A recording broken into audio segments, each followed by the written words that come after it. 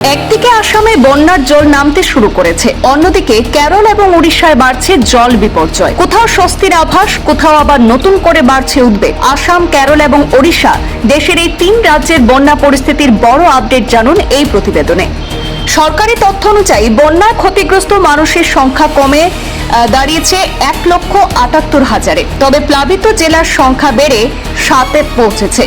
আসাম রাজ্য বিপর্যয় মোকাবেলা কর্তৃপক্ষ জানিয়েছে যে গত 24 ঘন্টায় বন্যাজনিত কোনো মৃত্যুর খবর পাওয়া যায়নি। ফলে রাজ্যে বন্যায় মোট মৃতের সংখ্যা এখনো অবধি 82। বর্তমানে গোলাঘাট, শিবসাগর, চড়াইদেও, বজালী, ধেমাজি, শোনিতপুর এবং জোরহাট এই 7টি জেলার বন্যার কবলে রয়েছে।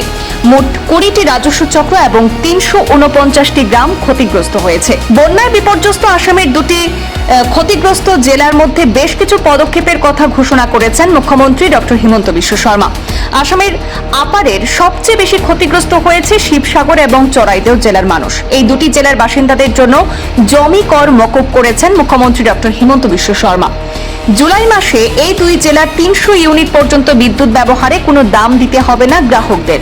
মুখ্যমন্ত্রী ত্রাণ তহবিল থেকে এই দাম মেটানো হবে বলেও জানিয়েছেন মুখ্যমন্ত্রী ডক্টর হিমন্ত বিশ্ব শর্মা। এদিকে মৌসুমী বৃষ্টির দাপটে কেরলেও পরিস্থিতি উদ্বেগজনক।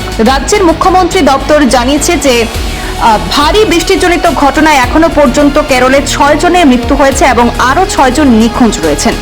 সরকারি বিভিন্ন সংস্থা, জনপ্রতিনিধি এবং স্থানীয় বাসিন্দাদের সহায়তায় উদ্ধার এবং তল্লাশি অভিযান অব্যাহত রয়েছে।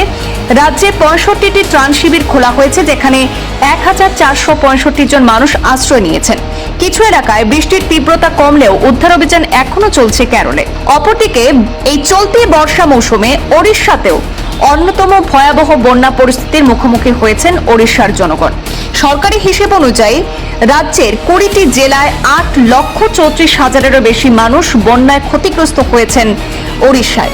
মুখ্যমন্ত্রী মোহন চরণ মাঝি জানিয়েছেন প্রায় 8 লক্ষ মানুষ বন্যার প্রভাবে পড়েছেন এবং বিভিন্ন নদীর জলস্তর বর্তমানে কিছুটা কমতে শুরু করলেও বহু গ্রাম এখনো বিচ্ছিন্ন অবস্থায় রয়েছে। ব্যুরো রিপোর্ট, পূর্বাঞ্চল প্রতিদিন।